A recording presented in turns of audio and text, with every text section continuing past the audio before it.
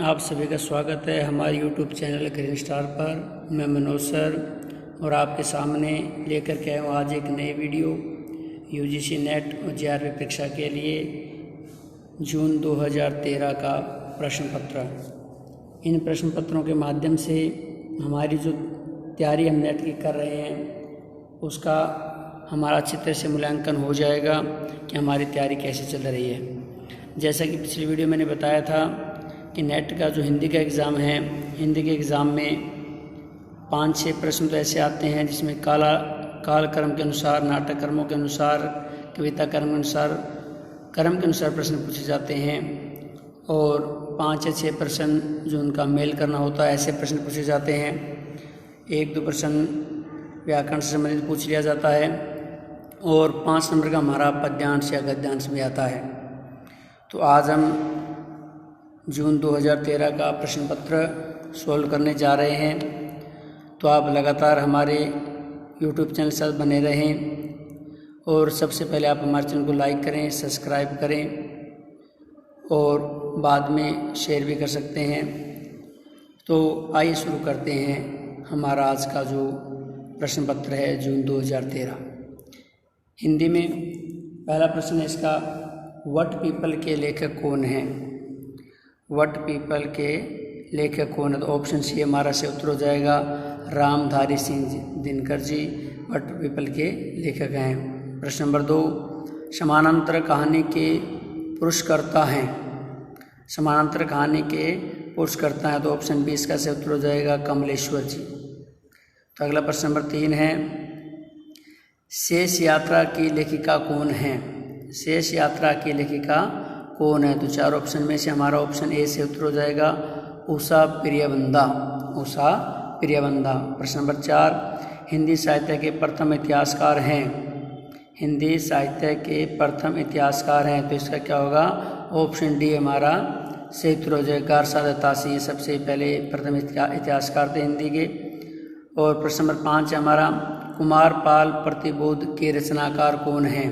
कुमारपाल प्रतिबोध के रचनाकार कौन है? तो ऑप्शन सी इसका से उत्तर हो जाएगा सोम प्रभु सूरी। अगला हमारा प्रश्न है इसमें प्रश्न नंबर 6, निम्नलिखित में से कौन सी रचना उपन्यास नहीं है? तो 4 ऑप्शन दे रखे हैं, इसमें से 3 उपन्यास हैं और 1 उपन्यास नहीं है। तो कौन सी रचना उपन्यास नहीं है? तो ऑप्शन बी हमारा से उत्तर हो जाएगा एक साहित्य की डायरी। डायरी अलग इसमें रचना में होती है तो ये उपन्यास नहीं होता।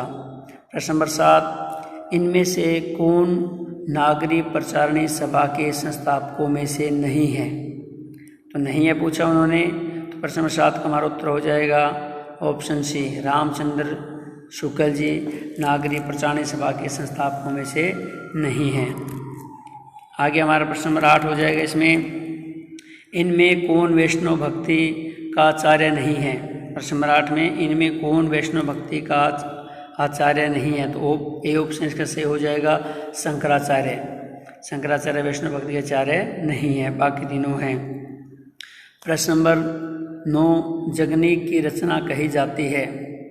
जगनीक की रचना कही जाती है तो ऑप्शन बी इसका सही उत्तर हो जाएगा परमाल रासो। परमाल रासो का रचयिता जगनीक है। ऐसे प्रश्न ये आ सकता है। प्रश्न नंबर 10, एक बात आपको बता देना चाहता हूँ, जो हमारे ये 6 या 7 रासों हैं, पृथ्वीराज रासो, विश्लेव रासो, इनमें से एक प्रश्न हर बार अवश्य आ जाता है। प्रश्न नंबर 10 में, झोंपड़ी से राजभवन तक के लेखक कौन हैं?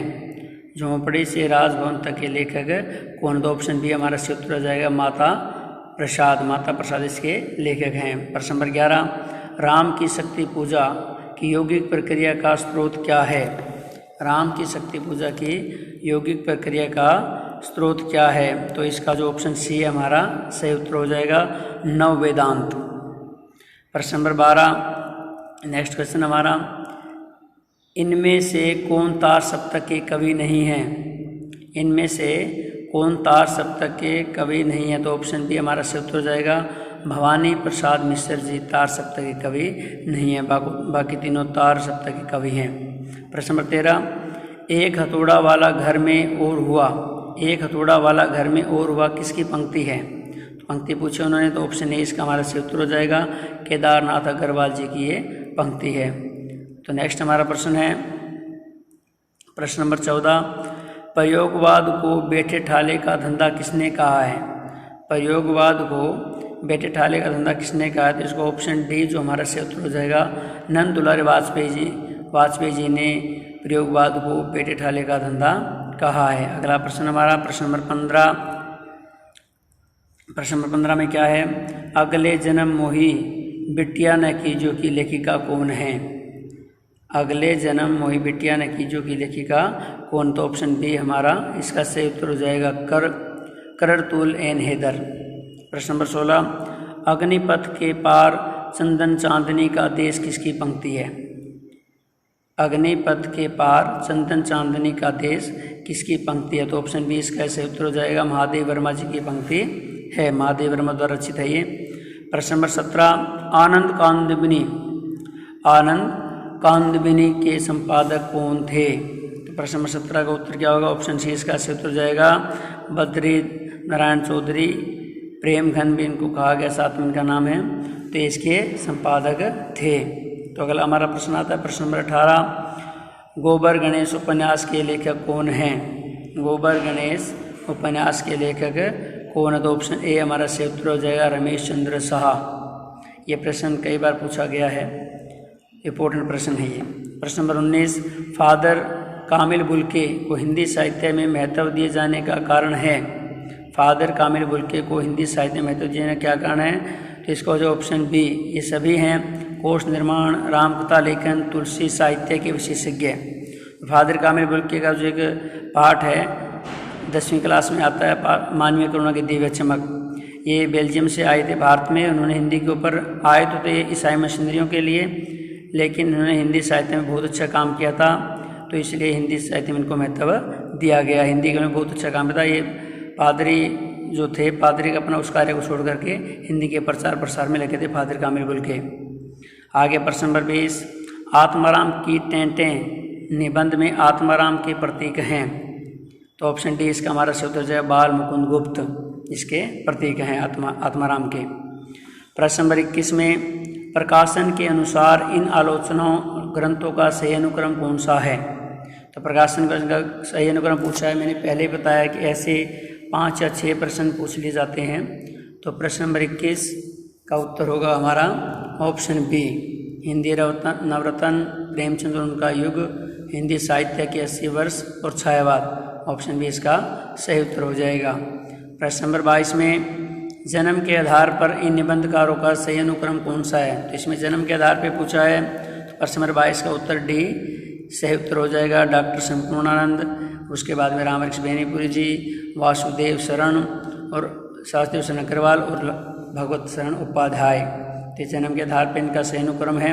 आगे प्रश्न नंबर 23 में, प्रकाशन वर्ष के आधार पर इन उपन्यासों का सही अनुक्रम क्या है? ये उपन्यासों से संबंधित प्रश्न पूछा है वही अनुक्रम के आधार पर ही। तो प्रश्न नंबर 23 का हमारा उत्तर हो जाएगा ऑप्शन ए। तो सबसे पहले किसका प्रकाशन हुआ?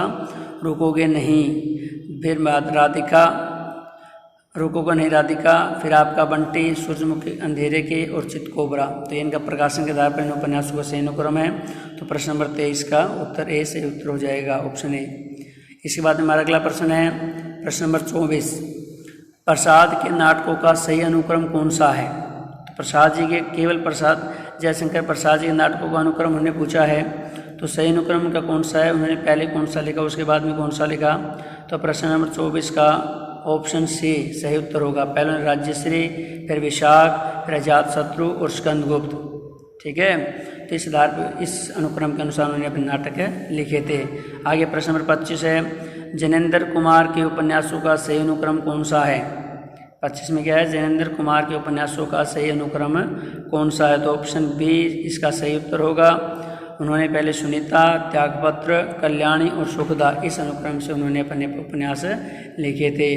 अगला हमारा प्रश्न है प्रश्न नंबर 26, ये काल के अनुसार निम्नलिखित आचार्यों का सही अनुक्रम क्या है? ये काल के अनुसार आचार्यों का पूछा है, तो ऑप्शन ए इसका सही उत्तर होगा।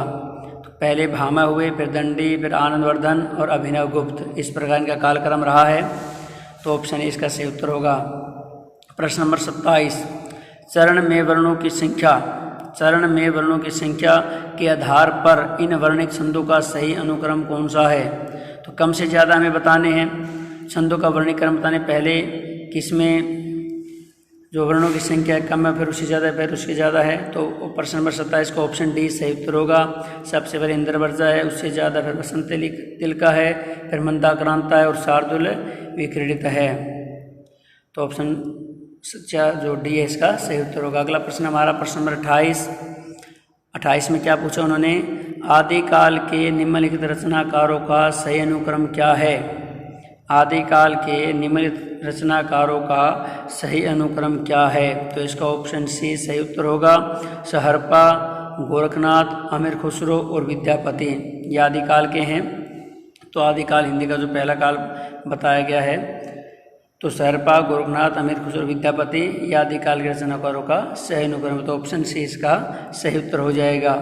तो इन काल के जो कवि हैं या जो लेखक हुए हैं उनकी मैं एक और वीडियो बना करके डालूंगा, तो उनको मैं कालक्रम के अनुसार लिख दूंगा, पहले कौन, उसके बाद में कौन, उसके बाद में कौन। वो आने वाली वीडियो में आपको मिल जाएगी। प्रश्न नंबर 29, स्थापना के आधार पर इन हिंदी संस्थानों का सही अनुक्रम कौन सा है। 29 में क्या पूछा है, स्थापना के आधार पर हिंदी संस्थाओं का सही अनुक्रम। ये संस्थाएं हैं और स्थापना कब कब हुई, इसके आधार पर अनुक्रम इनका लिखना कि पहले कौन सी है, बाद में कौन सी। तो ऑप्शन ए इसका सही उत्तर होगा। काशी नागरिक प्रसारण सभा सबसे पहले, फिर हिंदी साहित्य सम्मेलन, प्रयाग, फिर राष्ट्रीय भाषा प्रचार समिति, फिर वर्धा साहित्य अकादमी। इस तरह इनका सही अनुक्रम है। अगला प्रश्न हमारा प्रश्न नंबर 30, जन्म के आधार पर इन कवियों का सही अनुक्रम क्या है। जन्म के आधार पर इन कवियों का सही अनुक्रम क्या है। तो इसमें कौन सा, ऑप्शन बी इसका सही उत्तर होगा। कुंभन दास, उसके बाद में सूरदास, परमानंद दास और कृष्णदास। ठीक है, ये बात मैं बताई आपको कि ये जो पुराने आदिकाल और भक्तिकाल के लेखक और कवि हैं इनकी मैं एक वीडियो डालूंगा, तो जन्म के आधार पे इनके ये प्रश्न हमारे कवर उसमें हो जाएंगे। आगे प्रश्न नंबर 31, ये सुमेलित करना है। निम्नलिखित भाषा रूपों और उनके प्रयोक्ताओं को सुमेलित कीजिए। तो भाषा रूप और प्रयोक्ता कौन से, जैसे सूची 1 में हमने देखा है ऑप्शन ए में दक्षिणी, कोसली, ब्रज बोली और संधा भाषा। तो यहाँ सूची 2 है, तो इसको मेल करना है। तो इसमें क्या, ऑप्शन बी इसका सही उत्तर होगा। ऑप्शन बी में क्या है, दक्षिणी कुतुब शाह है, कोसली दामोदर पंडित है, ब्रजबोली शंकर देव अवतरे है और संधा भाषा में क्या है, सरहदपाद है। सरहदपाद ये जैन धर्म में हुए हैं, तो ये भाषा रूपों के प्रयोक्ता हैं। तो प्रश्न अगला हमारा प्रश्न नंबर 32, निम्नलिखित इतिहास ग्रंथों को उनके लेखों से सुमेलित कीजिए। तो इतिहास ग्रंथ दे रखे हैं, हिंदी साहित्य का अतीत, हिंदी साहित्य और संवेदना का विकास, तीसरा हिंदी साहित्य का वैज्ञानिक इतिहास और चौथा हिंदी साहित्य का आलोचनात्मक इतिहास। तो इनके लेखों से सुमेलित करना है। तो लेखक दे रखे हैं हमें रामस्वरूप चतुर्वेदी, गणपति चंद्र गुप्त, रामकुमार वर्मा, विश्व प्रसाद मिश्र और डॉक्टर नरेंद्र, और नीचे इनके ऑप्शन दिए हुए हैं। तो इसका कौन सा उत्तर हो जाएगा, ऑप्शन सी इसका सही उत्तर होगा। तो ऑप्शन सी में क्या, हिंदी साहित्य का अतीत किसने लिखा हुआ है, विश्वनाथ प्रसाद ने। तो इन प्रश्नों को करने का आपको एक तरीका मैं यहाँ बता रहा हूँ। तो आप चारों को देख लो, चारों में से अगर आपको एक का भी पता है तो पहले उसका मिलान करो। उसका मिलान होने अगर ऐसा लगता है कि हमारा उसके एक का उत्तर सही बैठ रहा है तो सही उत्तर हो जाएगा। अगर आपको लगता है भी आगे 2 दे रखे हैं, 2 में अब फिर दूसरे को देखें, ठीक है। तो एक को देखने से कई बार हमारे उत्तर सही आ जाते हैं।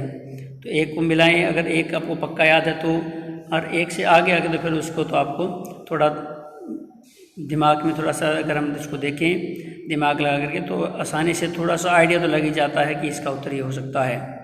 आगे प्रश्न नंबर 33, निम्नलिखित रचनाओं को उनके कवियों के साथ सुमेलित कीजिए। तो कवि हैं दे रखे हैं हमें और उनकी रचनाएं दे रखी है। जैसे क्या होगा, बीजक, बीजक किसने लिखी है, बीजक लिखी है ऑप्शन इसका जो सी है वो सही उत्तर होगा। बीजक लिखी है कबीरदास जी ने। कबीरदास जी प्रसिद्ध रचना है बीजक, इसमें कई रचनाएं और भी शामिल है। तो ऑप्शन इसका सी है वो सही उत्तर होगा। अखरावट किसने लिखी है, झांसी ने लिखी है। भक्तमाल नाभादास ने लिखी है। श्याम सगाई नंददास ने लिखी है। तो अगर बीजक कैसे हमें पता चलता है कि कबीर है, तो इसमें देखो मगर सुमेलित करते हैं बीजक कबीर। इसमें देखो पहला ऑप्शन में जो सी ऑप्शन है इसमें 2 उत्तर आए हुए हैं, तो अगर सी ऑप्शन में आ जाता है तो फिर इसका बाकी अपने आप ठीक हो जाते हैं। आगे प्रश्न नंबर 34, निम्नलिखित रचनाओं को उनके कवियों के साथ सुमेलित कीजिए। तो इसमें रचनाएं दे रखी है और कवि दे रखे हैं, इनको सुमेलित करना है। जो जैसे ऊपर वाला प्रश्न था उसी के अनुसार, तो इसका ऑप्शन डी सही उत्तर होगा। तो ऑप्शन डी में क्या है, 70 साल दशक किसने लिखी है, भूषण जी ने लिखी है। ठीक है, ऐसे कवि कुल कल्पतरु किसने लिखी है, नंबर 4 पे चिंतामणि जी ने लिखी है। ऐसे इसको मिलान कर लेंगे। तो अगला प्रश्न, प्रश्न नंबर 35, निम्नलिखित काव्य छंदों को उनके प्रयोक्ता कवियों के साथ सुमेलित करें। तो काव्य छंद दे रखे हैं और उनके प्रयोक्ता कवि हैं, उनके साथ सुमेलित करना है। तो प्रश्न नंबर 35 का ऑप्शन हमारा जो डी है वो सही उत्तर हो जाएगा। तो इसको आप मिलान कर लेना। अगला प्रश्न नंबर 36 है, निम्नलिखित काव्य पंक्तियों के साथ उनके कवियों को सुमेलित करें। काव्य पंक्तियाँ दे रखी है, उनके कौन कौन से कवि हुए हैं। तो प्रश्न नंबर 36 जो ऑप्शन ए है वो सही उत्तर होगा। ऑप्शन ए के साथ हम यहाँ पर टैली कर सकते हैं, इसको मिला सकते हैं, मिलान कर लेंगे। प्रश्न नंबर 37 में निम्नलिखित नाटकों को उनके नाटककार के साथ सुमेलित करना है। ये नाटक के नाम दे रखे हैं और रचना उसके नाटककारों के नाम दिए हुए हैं। तो प्रश्न नंबर 37 में ऑप्शन डी इसका सही उत्तर होगा। बंधन अपने अपने शेषनारायण शंकर शेष ने लिखा है। सिंदूर की पहली लक्ष्मीनारायण लाल ने लिखा है। अशोक का शोक ये लिखा है हमारा रामकुमार वर्मा ने। और नायक खलनायक विदूषक ये लिखा है सुरेंद्र वर्मा ने। तो अगला हमारा नेक्स्ट प्रश्न है, निम्नलिखित कहानियों को उनके कहानीकारों के साथ सुमेलित करें। तो कहानियाँ दे रखी है और साथ में उनके कहानीकार दे रखे हैं, तो उनको सुमेलित करना है। प्रश्न नंबर 38 का जो ऑप्शन डी है वो सही उत्तर होगा। ऑप्शन डी में क्या दे रखा है, लाल पान की बेगम ये किसने लिखा है, फणीश्वरनाथ रेणु जी ने लिखा है। और एक औरत की जिंदगी ये लिखा है रामदर्श मिश्र ने। लंदन की एक रात ये लिखा है निर्मल वर्मा जी ने। और शव यात्रा ये लिखा है श्रीकांत वर्मा जी ने। तो ऑप्शन इसका डी से उत्तर हो जाएगा। अगला प्रश्न हमारा 39, इसमें सुमेलित करना है। निम्नलिखित पंक्तियों को उनके लेखकों के साथ सुमेलित करें। ये पंक्तियाँ दे रखी है और लेखक के साथ दूसरी सूची में दे रखे हैं। तो इसका उत्तर हमारा ऑप्शन डी इसका सही उत्तर होगा। तो मिलान करते हैं इसका। भक्ति धर्म की रचनात्मक अनुभूति किसकी है, ये रामचंद्र शुक्ल जी की है। श्रद्धेय बनने का मतलब है नान प्रसन्न व्यक्ति हो जाना, तो किसकी हरिशंकर परसाई जी की है। काव्य आत्मा की संकलात्मक अनुभूति है, ये किसका जयशंकर प्रसाद। और पंडिताई भी एक बोझ ये है हजारी प्रसाद द्विवेदी। तो ये हमारा इसका ऑप्शन डी सही उत्तर होगा। अगला प्रश्न नंबर 40, निम्नलिखित अवधारणाओं के साथ उनके संस्थापकों को सुमेलित करें। तो ये संस्थापक है और अवधारणाओं के साथ सुमेलित करना है, तो इसका ऑप्शन सी सही उत्तर होगा। ठीक है, तो अगला आगे बढ़ते हैं हम। प्रश्न नंबर 41 में 41 से 45 तक निर्देश दे रखा है कि दिए गए प्रश्नांशों को ध्यानपूर्वक पढ़कर नीचे दिए गए कूट से सही उत्तर दीजिए। तो यहाँ पर एक उनकी स्थापना यानी ए और दूसरा उसका तर्क दे रखा है। तो पहला क्या है, उपमान को अप्रस्तुत विधान मानना हिंदी का प्राचीन सिद्धांत है। और तर्क दे रही है स्थापना आचार्य रामचंद्र शुक्ल की है, अर्थात एक नवीन सिद्धांत है। तो इसका ऑप्शन बी सही उत्तर होगा। ए गलत है और आर सही है। तो ऐसे प्रश्न 5 आते हैं, इनको भी हमें थोड़ा सा ध्यान से देखें तो इनको हम आसानी से कर सकते हैं। तो आगे प्रश्न नंबर 42 में स्थापना ए में क्या दे रखा है, अस्तित्ववाद विज्ञान विरोधी दर्शन है। और तर्क में यह चयन के बाद छूट देता है और अराजकता अनास्था तथा अति स्वच्छंदता को प्रश्रय देता है। विज्ञान का यह भी एक अंध समर्थन नहीं करता। तो 42 का ऑप्शन ए से उत्तर होगा। ए आर दोनों सही हैं। प्रश्न नंबर 43, ए में काव्य का सर्वस्व है काव्यालंकार और इसके रहते अन्य किसी की आवश्यकता नहीं। और इसका तर्क है काव्यालंकार में रस ध्वनि रसवदलंकार आदि समस्त संप्रदायों का स्वतः सन्निवेश हो जाता है, वही सच्चे अर्थों में शोभा कारक धर्म है। तो इसका ऑप्शन बी से उत्तर ए आर दोनों ही गलत हैं। आगे प्रश्न नंबर 44, ए में बिंब का मुख्य ध्येय होता है और वर्ण विषय का अनिंद्रिय प्रतिबिंबन। तो आर में क्या दिया उन्होंने, बिंब विधायक रचनाकार ज्ञानेंद्रियों के माध्यम से अपने भावों का समूर्तन करके उनका संप्रेषण करता है और अपने बिंब से पाठक को जोड़ता है। तो इसका ऑप्शन सी सही उत्तर होगा। दोनों सही है इसमें। 45 में स्थापना स्वच्छंदवाद न छायावाद न रहस्यवाद। और तर्क में यह शास्त्रीय व्यक्ति कल्पनातिरिक्त और निजी रहस्यानुभूति की उपज है। तो इसमें ऑप्शन ए सही उत्तर होगा। ए आर दोनों सही हैं।